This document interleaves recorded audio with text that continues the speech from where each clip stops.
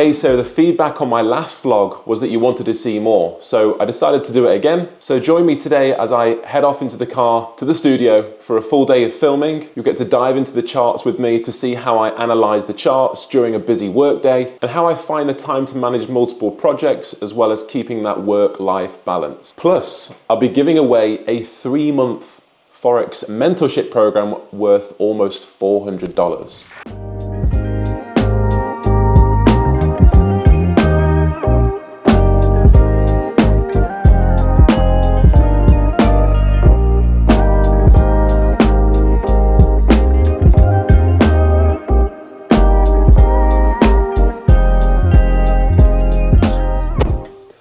Yes, so in the car now. So I've got about a 45-minute drive ahead of me to meet the boys at Evolution Markets and Top Funder. And we're doing a bit of a round table, almost like a podcast style recording. So we've got certain topics that we want to cover in terms of what's going on in the prop firm industry, what's happened with TFT and other firms that are going down the route of, or have been down the book of a B-book model. And what our take on it is, how we at Top Funder are pivoting and actually pushing to send our live traders to a live market once they are passed and funded. So yeah, I'll bring you along the journey, as it were, and I'll catch up with you in the studio.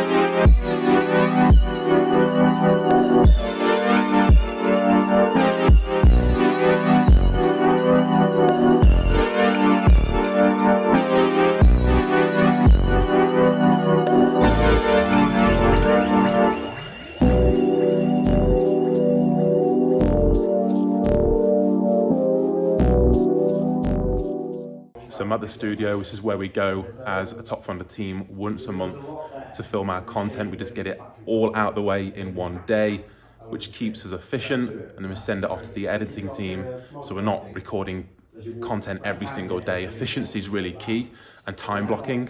So if we can get this nailed in one day of the entire month and get it sent off, then it allows us to carry on doing other things. So this is going to be a podcast style, but it's going to be chopped up into small pieces of short form content. So we're going to be talking about the prop firm space as a whole and how we at Top Funder are targeting how the prop firm industry has molded and is changing right now, and how we're staying ahead of the curve. So it'll be interesting for you to see the content that we're creating on this. Right, let's have a look at the charts, see what's happening.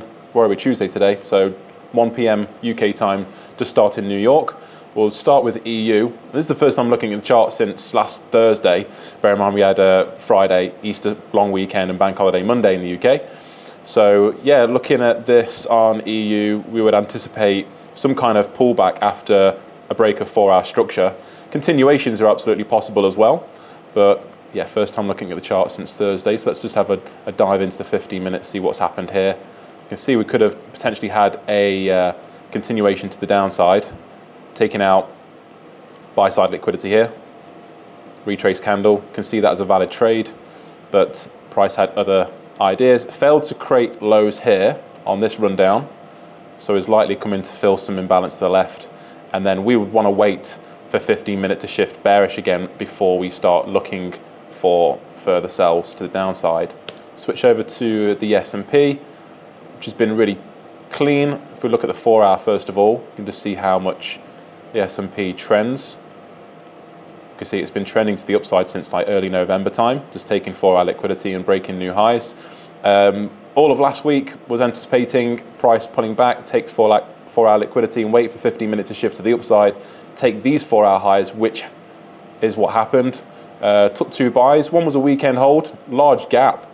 Clearly could have gapped in the other direction, but taking the risk on that. Make sure that the account that you are trading on, that you are allowed weekend holds, by the way, as well as news, because some aren't.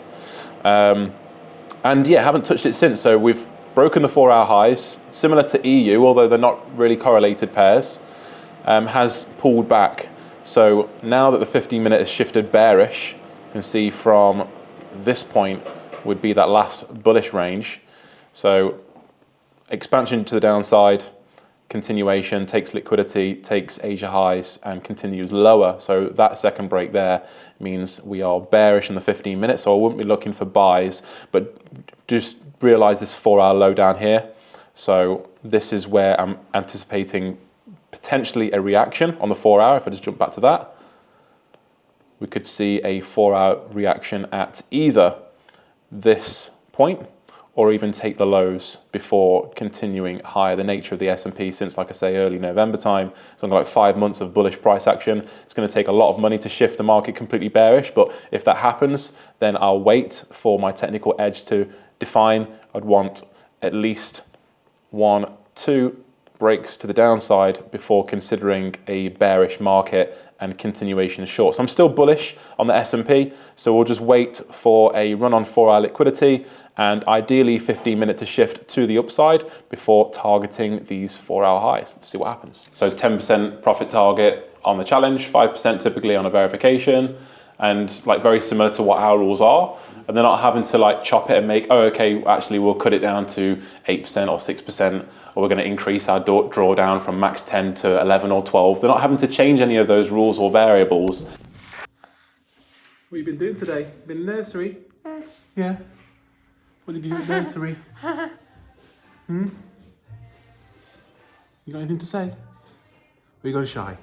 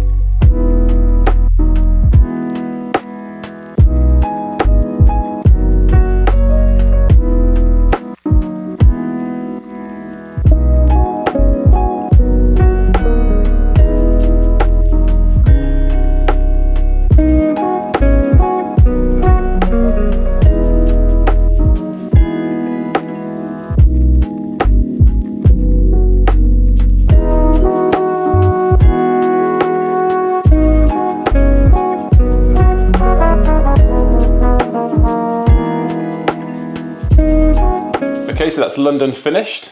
It's now about 10:30 UK time, and I'll just share with you my charts and what's happened with the power of two, which is the strategy that I came up with and what I trade in evolution markets, and what happened yesterday, if anything, and what I'm looking at for ahead of New York predictions for today. So we start off with Euro US dollar. So we've had multiple breaks to the downside on the 4-hour, which is what we use as our directional bias. We can see it's printing lower lows and lower highs.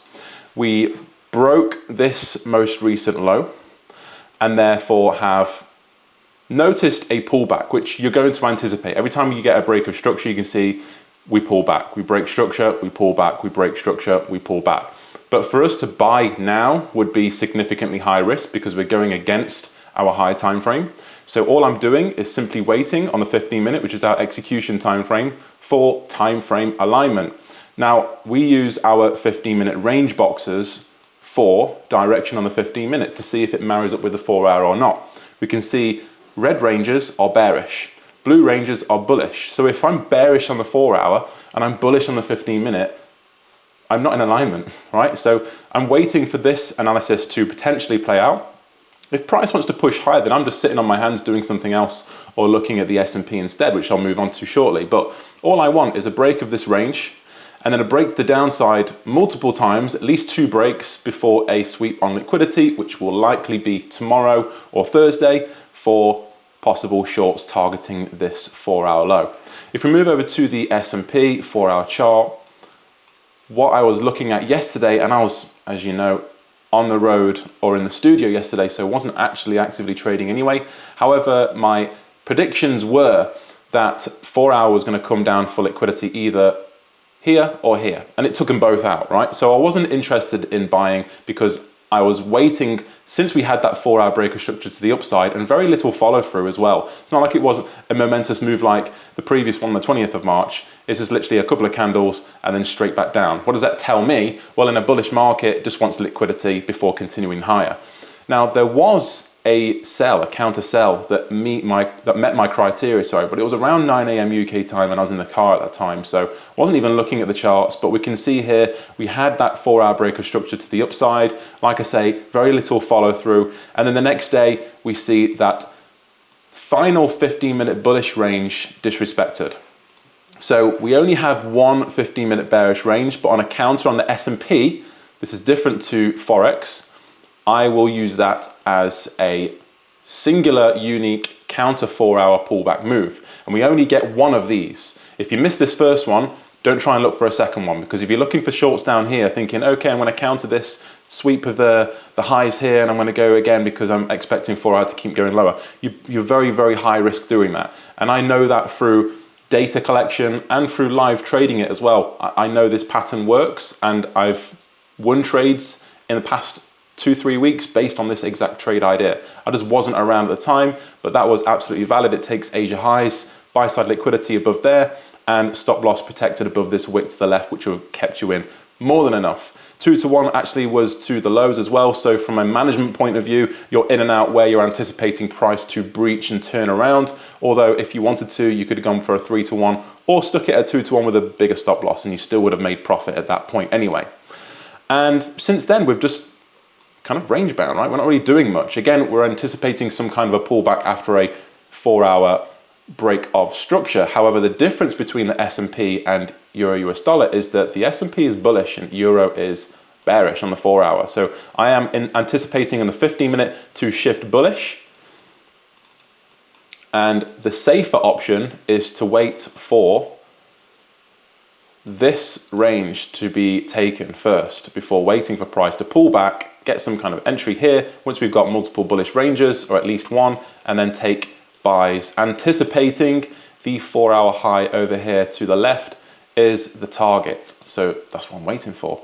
Anyway, it's time to get this hair chopped. I'm going to head off to the barber's and then I'll have a workout in the gym before getting prepped and ready for New York session. See you in a bit. So this is why it's so important to time block your week. Most people get it the wrong way around. What they'll do is they'll plan 5 or 10% of their week, and then they'll let the rest of the week run them. So 90% of it is just take it as it comes, live day by day. And the other thing is the 5 or 10% that most people plan is things like social events. And I'm not saying social events are not important, but if you're prioritizing going out, drinking alcohol, smoking weed, then what are you doing to take care of your future? So what you should do, or what you could do instead, and what I do, is at the weekend, plan 90% of my week. So what are the recurring things that I need to do every single week? And they tend to be at the same time every day. Things like marking up the charts, hours are you actually trading? For me, there's a lot of Discord, time outlooks for the community, answering questions. I time block those. I do a bit in the morning, bit in the daytime, bit in the evening. And then you've got things like working out. You might be a content creator like myself, so I will time block. Like yesterday, we do that once a month. That's a whole day, once a month for Top Funder Evolution. We go and do that as a team. And then for me, typically 1 or 2 hours a week, I'm time blocking, recording content for my own personal socials, and then that gets sent off to the editor. I used to edit it myself, but I'm in a place now where I outsource that, which is great. It gives me more time to do other things. And then it's things like when the kids get home, time block family. That's important too, right? Time block whether you've got a partner or a spouse. Make sure that you're spending time with them, and make sure that you're focusing on your health as well, which is something that I neglected for many years. Even though I owned a gym for 12 years, I very rarely worked out because it just seemed like work to me all the time, or was finding something to do.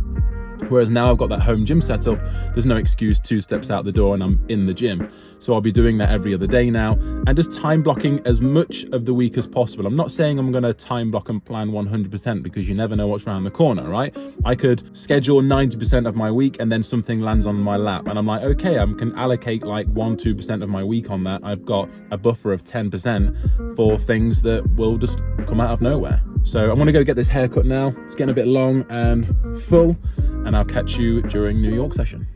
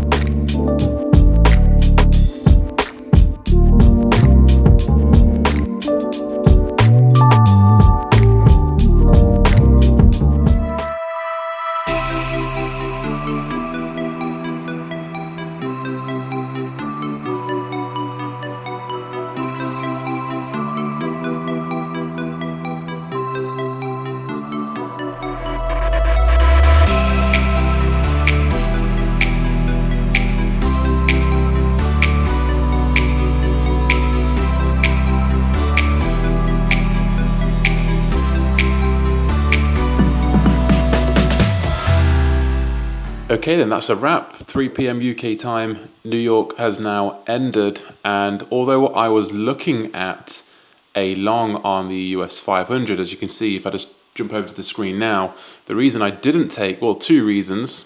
So I was waiting for this sell side liquidity to sweep for a retrace for buys. Now, the first reason was I do like a retrace being bullish for buyers, and we didn't get that. We had a bearish candle, so I would have then had to place a trade above that candle, which wouldn't have been too much drama, but I would much prefer to be in a safer position, and actually would have liked to get my stop loss below the lows to the left, and I would have targeted a 2-to-1. However, there is also another reason why I did not execute, because we have news right around the corner, like literally in the next 15 minutes, and then we have Powell's speech also. So although there are some news events that I will hold through, there are red folder news events just around the corner, and I definitely highly recommend not trading into them. So sitting on my hands, I've not opened any positions, not placed any orders today. Let's have a look at Euro US dollar, which has basically done exactly what I thought it was going to do this morning. I drew this on, although it was slightly smaller, I've just expanded it. So we were bullish on the 15-minute, we're bearish on the 4-hour. So I would be waiting for time frame alignment, waiting for the 15-minute to shift to the downside, and ideally 2 breaks to the downside. So break 1, break 2, run on liquidity, and would be then looking for shorts like this. I did explain earlier this morning that that would likely happen maybe Thursday, Friday this week, something like this. And price has just literally gone on to create that new high, a new higher low, and a new higher high, exactly as I drew on. I'm not going to get it always right, of course. And you can be right in your outlook and still not get an entry. There's the news as we speak. So although, you know, sometimes with the news you can get your direction correct, this could absolutely just take off to the upside, which is what I was expecting anyway. But like I said, for those reasons, it's better not to enter new positions right into a red folder news event. If you're already floating in profit, and depending on what your account is, if you're trading prop money and you have news restrictions, then clearly you're going to breach your account. So you've got to be careful. But yeah, in terms of this, you can get your directional bias correct, your direction for the day or the session correct, but it may just not give you a setup. So what would I anticipate with this? Although we are still sat in this very much this large expanding bearish 15-minute range, and we've come from multiple bearish ranges on the 15-minute on the S&P. It was based on the fact that we have swept this 4-hour low, as you can see, and we have been bullish since very late October. So when you have a trend that lasts 5 months, it's better not to fight it, right? Or to expect that trend to shift. And we can highlight areas where we've had breaks of 4-hour, like here, and some moves, especially like this one, because this move took out quite a few lows before it got to this, almost you could call it extreme liquidity pool, because it took out all of that sell side before going on and pressing on and taking new highs. So that's the anticipation each time in a trending market, is that the highs will get ran, highs will get ran, highs will get ran over and over again. Just like I have been looking at the pair since around early March. So my anticipation next is that these 4-hour highs will get ran next. So just because I'm not in a position this morning doesn't mean I won't get involved tomorrow. Let's see what happens tomorrow. Let me just draw on my predictions. And this is exactly what I'll be looking at. So we are likely to get a push something like this. Today we might get a break 1 to the upside. Then we're likely to get some kind of reaction before a break 2 on the 15-minute would be ideal, because then from a technical standpoint, in my rules and my edge with the power of 2 2.0 and with the refinements on the S&P specifically, with the nature of this asset, I would be then aligned to the 4-hour and the daily in bullish nature. So then I'd just be waiting for a liquidity sweep of sell side and then entry to the upside. Something like this. And it doesn't matter if I'd be targeting beyond the 4-hour highs. That's what my anticipation is, that it will break that. Of course, it might happen down here. It might not push that high. Who cares? It's the nature of the market. It's never perfect. We don't predict too much. We predict based on our edge. You'll give 2 scenarios. Either this could happen or this could happen. Your third scenario is that you sit on your hands and you wait, just like I've done today.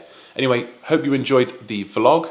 And if you are interested in learning how to trade this system, which has taken me less than about 10 minutes a day the last 2 days for me to mark up, and I've taken no positions because the plan has not been met. It's as simple as that. So if you're working a day job and you're looking to trade Forex, you don't really want to be on the lower time frames, and you want something that is very highly mechanical, just like this is. I'm giving away a free 3-month Forex mentorship with Evolution Markets, where you'll see me inside. You'll work directly with me in coaching you each and every day until you've got this plan nailed down. We will go through data, make sure you've got your own back testing done, and have a look at your plan, answer any questions that you've got before you are ready to go and obtain funding with your preferred prop. All you have to do to enter this giveaway worth almost $400 is comment below your biggest takeaway from today's vlog and let me know what you enjoyed about it the most. Have an incredible day, and I'll see you on the next one.